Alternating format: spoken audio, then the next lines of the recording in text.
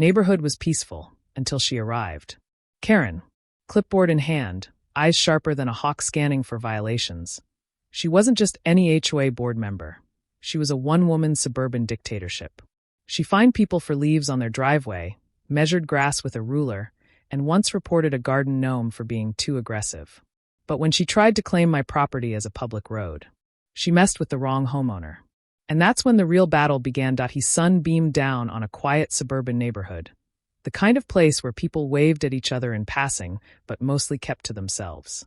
The air smelled of fresh-cut grass and barbecue smoke, a peaceful retreat from the chaos of the outside world. At least, that's what it was supposed to be. For years, life had been simple here. Neighbors maintained their homes, kids rode their bikes, and occasional block parties were the biggest source of drama.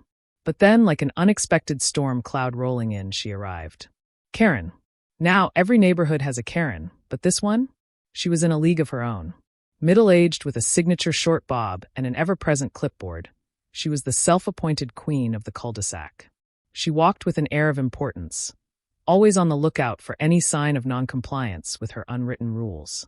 It was as if she believed the HOA bylaws were personally dictated to her from a higher power. I'd managed to avoid her for a while, just another face in the neighborhood, until the day I unknowingly committed my first crime against her kingdom. My offense: parking my truck in my own driveway. I was watering my plants when I first heard it, the sound of deliberate, impatient footsteps on the pavement. Turning my head, I saw Karen marching toward me, clipboard in hand, an expression so stern you'd think I'd just declared war on the community. She cleared her throat dramatically, flipping through a stack of papers as if she were about to deliver a courtroom ruling.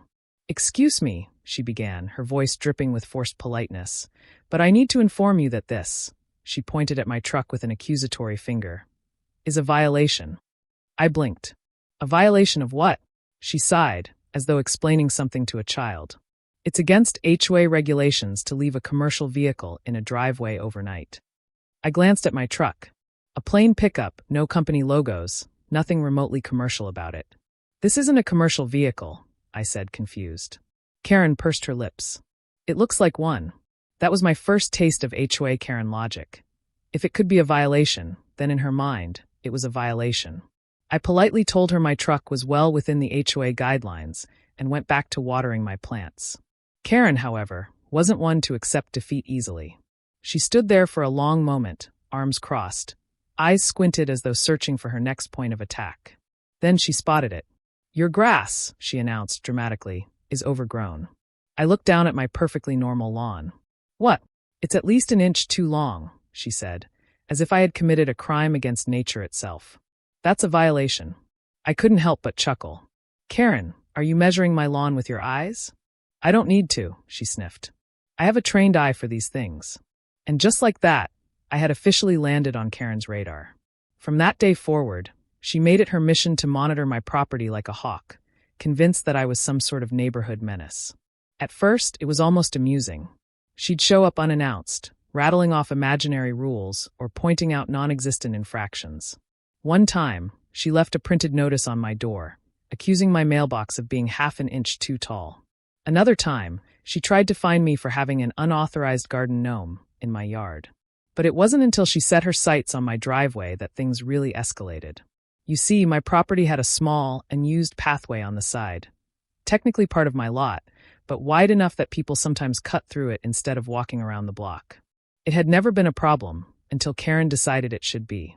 One day, I noticed Karen standing at the edge of the pathway, arms crossed, staring at it like it had personally offended her. "This," she declared, "should be open for public use." I raised an eyebrow. "It's my property." "Yes, but it would be so much more convenient if everyone could use it," she said, smiling in a way that wasn't really a smile. "After all, this is our neighborhood." I let out a slow breath, already sensing where this was going. "Karen, this is private property. I don't want random people walking through my yard." She gasped as if I'd just announced I was tearing down the whole neighborhood. "You can't do that. That's selfish." I shook my head. "No, that's called owning property." That was the moment Karen decided I was officially the villain in her HOA kingdom. The next morning, I woke up to find a bright orange violation notice taped to my door. The reason? Obstructing a community pathway. Except there was no community pathway. It was my land. That's when I realized something. Karen wasn't just an annoyance. She was on a power trip, and she had no intention of backing down. Little did she know I wasn't backing down either. And thus, the war with HOA Karen began. The first violation notice was just the beginning. It was as if Karen had decided that I was her personal project, a rogue homeowner in need of strict correction. Every morning, she would parade past my house, clipboard in hand, eyes scanning for some imagined infraction. If she didn't find anything, she would make something up. One morning, I stepped outside to grab the newspaper and saw Karen standing on the sidewalk, glaring at my front porch as if she had just caught me sacrificing a garden gnome in some forbidden ritual. "What now, Karen?" I asked, not even pretending to be polite. She dramatically flipped through her stack of papers. "Your porch light is too bright at night," she announced. I blinked. "It's a standard LED bulb." She nodded, as if I had just confirmed her greatest fear. "Exactly. It's disruptive to the neighborhood aesthetic." I resisted the urge to laugh. "Karen, it's a porch light. It's supposed to be bright." "Not that bright," she countered, scribbling something on her clipboard. "It's a safety concern." "For who? Vampires?" She didn't appreciate the joke. Instead, she shoved a pre-written violation notice into my hand. "Consider this a friendly warning." I stared at the paper. She had actually typed it out, meaning she had been planning this. "Karen, do you have a job?" I asked, genuinely curious. She gasped, clutching her clipboard like a pearl necklace. "Excuse me? Being on the HOA is a job." There it was. The self-importance, the delusion of power. Karen didn't just enforce the HOA rules. She created them, whether they existed or not. Things only escalated from there. A few days later, I found another notice on my door. This time, it claimed that my trash bins were placed 2 inches outside of the designated collection area. "Karen, are you measuring my trash cans?" I asked, holding up the absurd violation notice. She didn't even blink. Garbage placement is a serious matter. We can't have eyesores ruining the community. They were literally where the garbage truck picks them up. "Well," she said, crossing her arms, "I suggest you move them slightly to the left. Otherwise, I'll have to report it." "To who?" "The trash police." Karen pursed her lips, clearly not amused. "Just fix it." At first, I tried to ignore her. But the violations kept coming, one ridiculous claim after another. "Your mailbox isn't HOA approved." It was. "Your lawn edging isn't uniform." It was. "Your front door color is too bold for the neighborhood." It was literally beige. It became a game for her. Every day, a new excuse to harass me. Every day, another absurd demand. And then she crossed the line. One afternoon, I came home to find Karen on my property. Clipboard in hand, she was crouched down in my front yard with a ruler, measuring my grass. I stepped out of my car slowly, watching in disbelief. "Karen, what the hell are you doing?" She gasped, leaping to her feet like I had just caught her committing a crime, which technically I had. "This is an inspection," she said, straightening her posture. I crossed my arms. "An inspection? By who?" "The HOA lawn police." She held up her ruler like it was a badge of authority. "Your grass is too long by at least 1/4 of an inch." I rubbed my temples. "Karen, you're trespassing." She scoffed. "I'm not. I'm simply ensuring compliance with the HOA's regulations, which don't give you the right to enter my property." "Well," she sniffed, "if you maintained your yard properly, I wouldn't have to." I had to take a deep breath to stop myself from laughing in her face. "Karen, I'm going to say this one time. Get off my lawn." She pointed at me like an angry schoolteacher. "I'll have you know that refusal to comply with the HOA's landscaping standards can result in serious consequences." I took a step forward. "And I'll have you know that trespassing can also result in serious consequences." For the first time, Karen hesitated. She pursed her lips, narrowed her eyes, and gave me a look that said she wasn't done with me. Then, without another word, she turned on her heel and marched away. But I knew this wasn't over. And I was right. The next day, I woke up to find a new official complaint from the HOA in my mailbox. It was different from Karen's usual nonsense. It actually had the HOA letterhead on it. She had gone over my head. According to the letter, I was in violation of multiple neighborhood regulations, including obstructing a community pathway. I stood there, rereading it twice, trying to process the sheer audacity. Karen was actually trying to claim my private property as a public road. That's when I knew. This wasn't just Karen being annoying. The moment I saw the official HOA complaint, I knew Karen had escalated from being a nosy nuisance to a full-blown dictator of suburban ridiculousness. Trying to claim my private property as a public road? That was next-level entitlement. I took a deep breath, folded the letter, and calmly walked back inside. I wasn't going to lose my cool. No, this required a different approach. I decided to play along, at least for now. The first step? Understanding my enemy. I went online, pulled up the HOA bylaws, and read through them carefully. It didn't take long to find the truth. Nowhere did it say anything about private property being turned into community access. My land was legally mine, no matter what Karen wanted.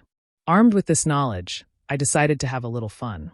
The next time Karen strutted by, clipboard clutched tightly like it was the HOA's holy book, I greeted her with a pleasant smile. "Morning, Karen." She squinted at me, sensing something was off. "Did you get the notice?" "Oh, I sure did," I said, nodding. "I have to say, it was very informative." Her smugness grew. "Good. Then you understand that you'll need to remove the obstruction." I tilted my head. "You mean my property?" Her lips pursed. "That's not the point. The neighborhood needs that access." I pretended to think about it. I suppose I could allow it." Her eyes widened with excitement. "Really? But I'd need to make sure it's up to standard." That's when I got to work. The next morning, I went to the hardware store and picked up a no trespassing sign, the biggest one they had. I installed it right in the center of the pathway. Then I added a small picket fence, technically temporary, but just annoying enough to be an obstacle. That afternoon, Karen showed up, gasping dramatically at the sight. "What is this?" she shrieked, pointing at the sign as if I had declared war on the entire neighborhood. I crossed my arms. "Oh, just taking your advice. If this is going to be a public pathway, I want to make sure it's properly regulated." "You can't just block it off," she snapped. I pulled out my phone and tapped the HOA bylaws I had saved. "Actually, I can. According to Section 8, Article 4, any modifications to private property require official HOA approval, which includes, get this, community access roads." Karen's face turned red. That's... She was struggling. I could see her mind trying to twist reality into something that fit her narrative. I didn't give her the chance. "Oh, and since you care so much about compliance," I added, "I also submitted a request to the HOA to install a gate. Just in case, liability concerns." Her eyes nearly popped out of her head. "A gate? You're making this worse." I shrugged. "Just being a good neighbor." Karen stormed off, mumbling under her breath. But I wasn't done. The next day, I took my retaliation up a notch. I bought motion-activated sprinklers.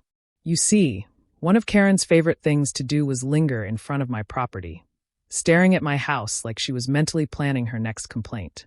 So, I installed the sprinklers right along the edge of the pathway and set them on a timer, but with a manual override.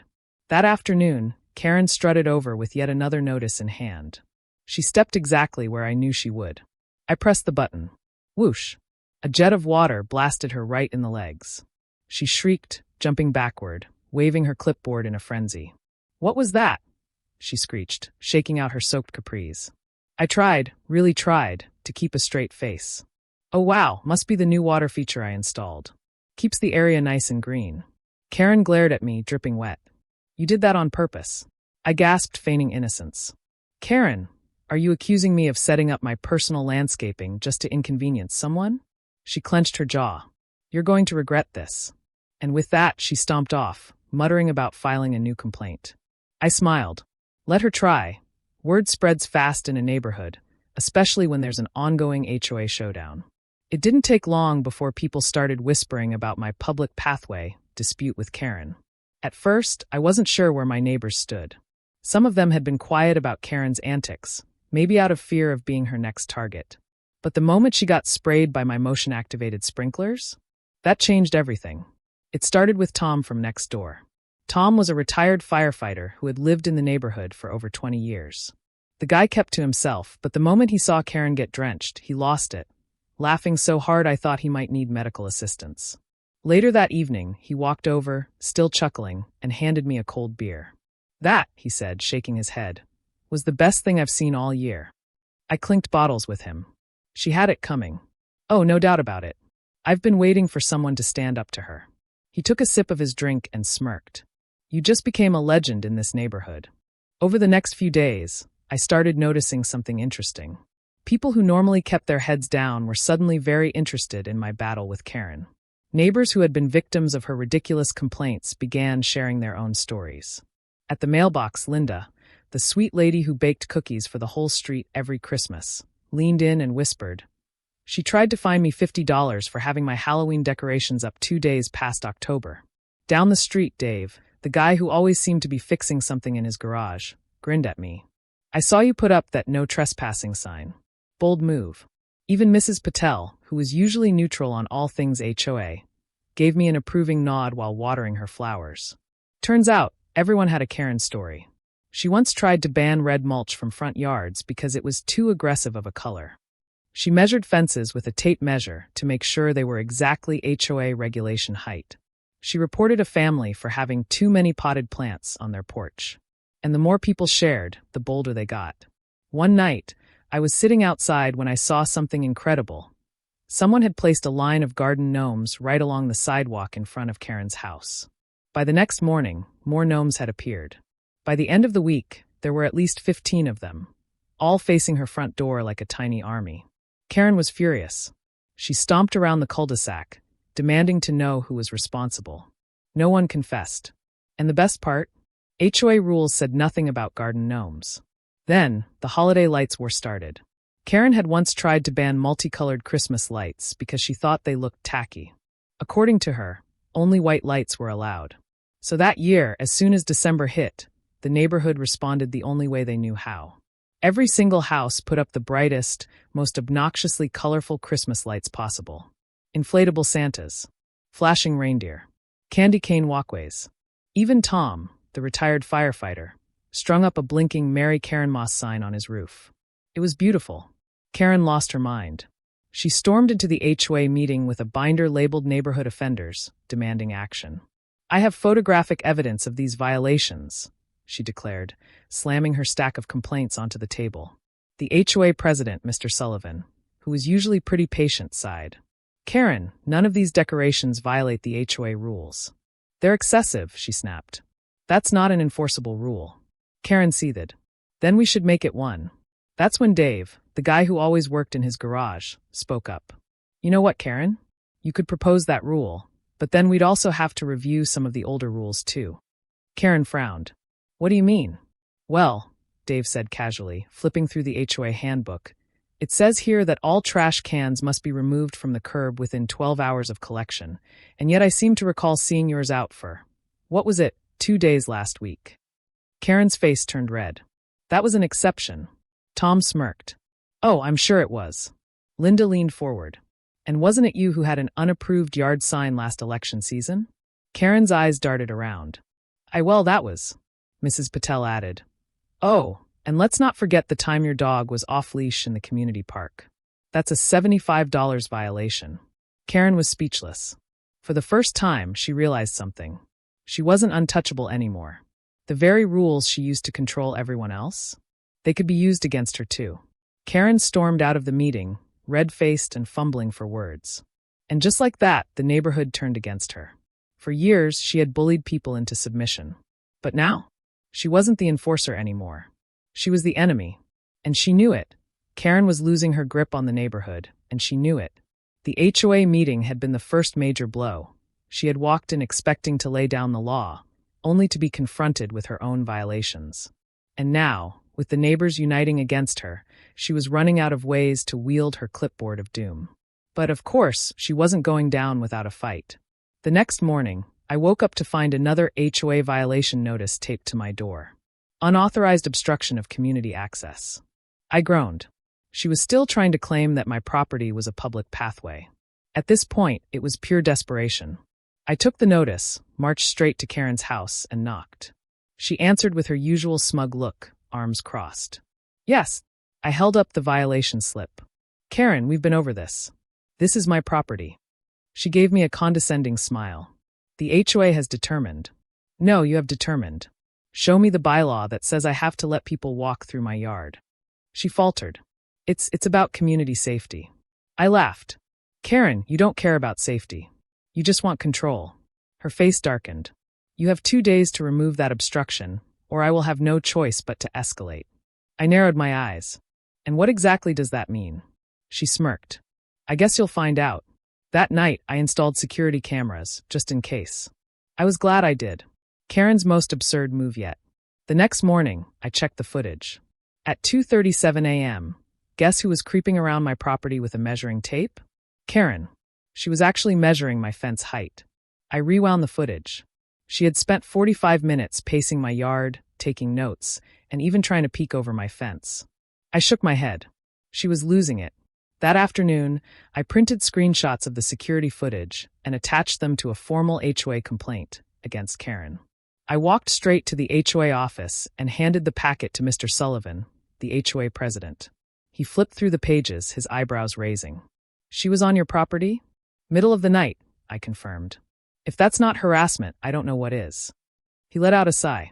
This isn't the first complaint we've had about her, but with actual video evidence. He shook his head. I'll take care of it. I smirked. Game over, Karen. Karen calls the cops. On herself. That evening, I was sitting on my porch when I saw Karen pacing back and forth in front of my house, phone pressed to her ear. A few minutes later, 2 police cars rolled up. I leaned back in my chair, watching as she frantically waved her arms, pointing at my property like I had buried nuclear secrets in my front yard. One of the officers approached me. Sir, this woman claims you're obstructing a public walkway. I sighed and handed him my property deed. Nope. This is private property. Karen's face twisted. He's lying. That's supposed to be a public access path. The officer looked at her. Ma'am, do you have any legal documents proving that? Karen blinked. Well, the HOA rules say. HOA rules don't override property laws, the cop interrupted. This is his land. He can put up a fence if he wants. Karen turned bright red. But, it's a community concern. The officer sighed. Ma'am, you called us over a private property dispute that isn't illegal. If you keep doing this, you might be looking at a harassment charge. Karen's mouth opened, then closed, then opened again. She spun on her heel and stormed off. The officer turned back to me, shaking his head. You deal with this a lot? Every day.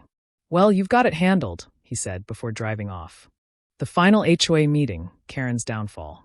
A few days later, the HOA scheduled an emergency meeting, and I knew exactly why. By the time I arrived, the room was buzzing. Karen was already seated at the front, arms crossed, looking like a furious PTA mom who just found out there were 2 cupcakes per student instead of 3. Mr. Sullivan cleared his throat. We need to discuss multiple complaints regarding improper enforcement of HOA regulations. Karen sat up straighter. Yes, I'd like to formally report. He held up a hand. Not you, Karen. About you. The room went silent. Karen's face dropped. What? Sullivan picked up a folder, thick with documents. We have multiple reports of harassment, fabricated violations, and unauthorized trespassing. He slid the security footage across the table. We also received video evidence of you entering private property at 2:37 a.m. Karen's eyes darted around. I was just checking compliance. Karen, Sullivan cut in, pinching the bridge of his nose. You are not an HOA enforcer. You're a resident.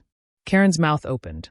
But you've been abusing your position to target neighbors, issue fake violations, and involve law enforcement over personal disputes. Someone in the back muttered, about time. Karen gripped the edges of her chair, shaking her head. This is a setup. I have been doing my duty. Your duty? Tom scoffed. You reported my dog for looking at you funny. The room erupted. Linda stood up. You fined me for my garden gnome. Dave threw his hands up. You measured my driveway cracks and tried to fine me per inch. Mr. Sullivan let out a long sigh. Karen, it's clear that your behavior is causing disruption in the community. Karen looked wild. I was only doing what's best for. You are officially removed from any HOA involvement, Sullivan announced. And if we receive one more complaint about you harassing residents, we will pursue legal action. Karen's face went white. She tried to protest. But meeting adjourned. And just like that, Karen's reign ended. The aftermath, sweet, sweet karma. After Karen was stripped of her HOA power, she became a ghost. Gone were the days of her clipboard inspections. Gone were the constant complaints. And then, one day, a for sale sign appeared in her yard. Karen was moving. The neighborhood celebrated. On her last day, I saw her loading boxes into her car, scowling at the world. As she walked past my house, I couldn't resist. I waved. Need help measuring the moving truck? Looks a little too long for the driveway. Karen shot me a look that could kill a small plant. I grinned. And with that, she drove off, leaving the neighborhood Karen-free. For the first time in years, we could all breathe easy. No more fake violations. No more absurd rules. No more power-tripping HOA nonsense. The grass grew freely. The mailboxes stood proudly. And no one, not one single person, missed her. With Karen finally gone, the neighborhood felt lighter, like a dark cloud had lifted. It was almost surreal. After years of her relentless clipboard patrols, there were no more ridiculous violation notices, no more unexpected confrontations, no more power trips disguised as HOA enforcement. The first week without Karen was eerily peaceful. I half expected to wake up to find a new notice taped to my door, or to see her marching around, measuring things that didn't need measuring. But the only thing I found on my property was a sense of freedom. And the neighborhood? Oh, we celebrated. The No More Karen party. Tom, the retired firefighter, was the first to suggest it. We should have a block party, he said, grinning, to celebrate the end of the HOA regime. By the time word spread, everyone was on board. Dave offered to fire up his grill for a full-blown barbecue. Linda, the sweetest lady on the block, promised to bring her famous homemade pies. Even Mr. Patel, who had never been much for gatherings, said he'd set up an outdoor movie night in his driveway. And for the first time in years, people were excited to come together without fear of getting a fine for excessive social gatherings. The night of the party, the street was alive.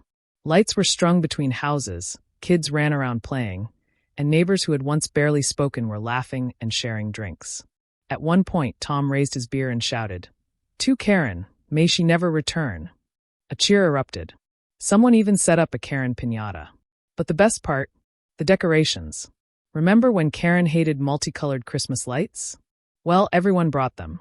We strung flashing rainbow lights across fences, wrapped them around mailboxes, and even had an inflatable Santa just because. It was the most festive, obnoxious, and glorious display of HOA rebellion ever. Karen's final embarrassment. We thought Karen had left for good. We were wrong. The night of the party, someone noticed a familiar car parked down the street.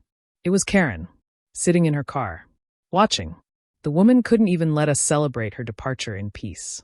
She wasn't even subtle about it. Her car's headlights were off, but everyone knew she was there. Linda leaned over to me and whispered, "Do you think she's taking mental notes?" Dave smirked. "I dare her to try and find me one last time." Then Tom, the legend, grabbed a paper plate full of barbecue, walked right over to Karen's car, and knocked on her window. She rolled it down just an inch. "Hey, Karen," Tom said cheerfully. "Want a plate? It's a neighborhood party." "Oh wait, never mind. You're not part of the neighborhood anymore." She sped off so fast she almost hit a trash can. The entire street burst into laughter. HOA reforms, undoing the Karen era.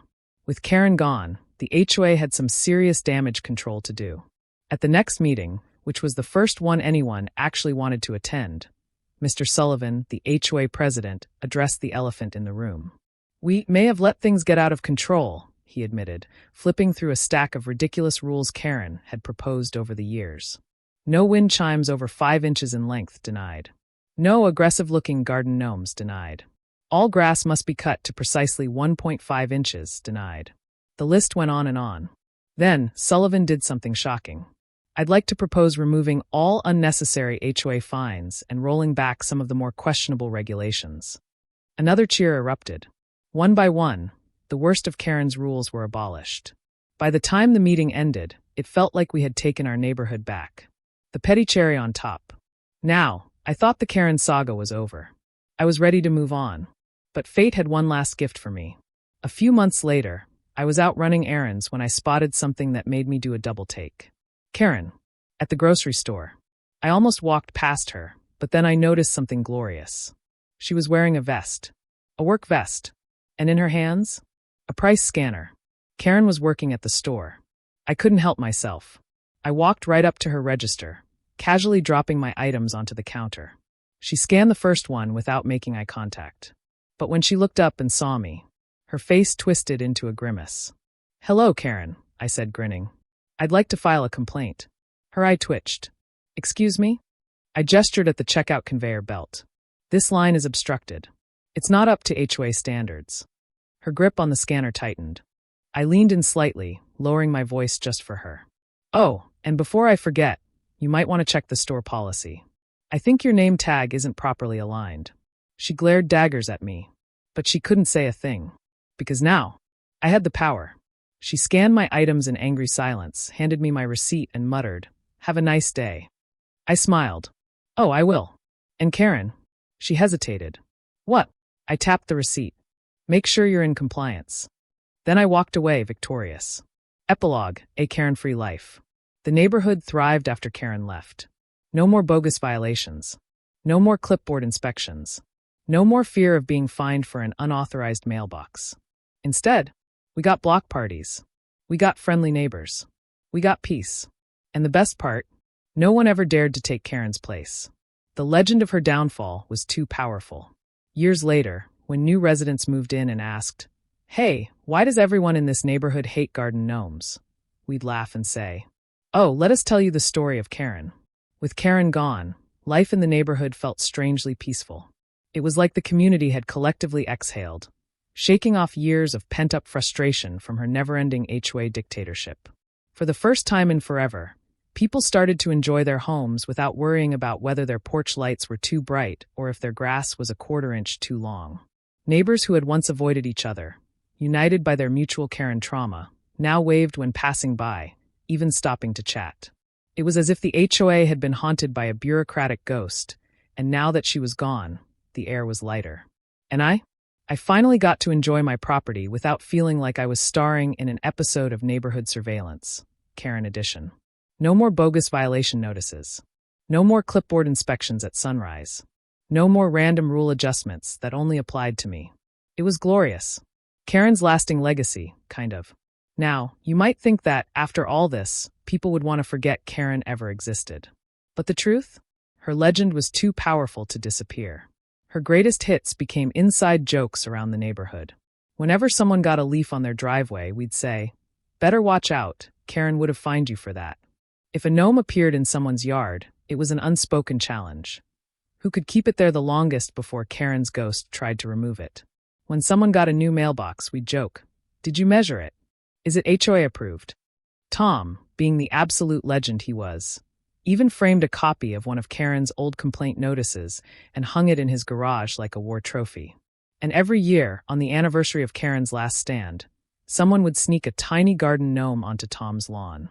He always pretended to be annoyed, but secretly, he loved it. A new HOA era, a good one for once. With Karen gone, the HOA had no choice but to change. Instead of treating it like a miniature government, the board members focused on actual community improvement. Things people cared about, like fixing the broken streetlights instead of measuring people's fence height, using HOA funds for block parties instead of Karen's personal complaint printing service, making sure the neighborhood actually felt welcoming instead of being a battleground of nonsense rules. HOA meetings, once miserable affairs where people just braced for Karen's next decree, actually became productive. And you know what? People actually attended them. For the first time in years, the HOA was actually doing what it was supposed to do, helping the community, not policing it. One last Karen encounter, because of course. Now, you might think that was the end of Karen's story. But life is funny. One random Saturday afternoon, I was at the hardware store, buying some stuff to fix up my backyard, when I turned down an aisle and froze. Because standing right there, looking at paint samples, was Karen. I almost laughed. She didn't see me at first, and I debated just walking away. But then she turned. Our eyes met. Her expression twisted. Part embarrassment, part residual anger, part realization that she had lost. I gave her the biggest grin possible. "Hey, Karen," I said, as friendly as possible. "Long time no see." Her jaw tightened. Then, without a word, she turned on her heel and stormed off.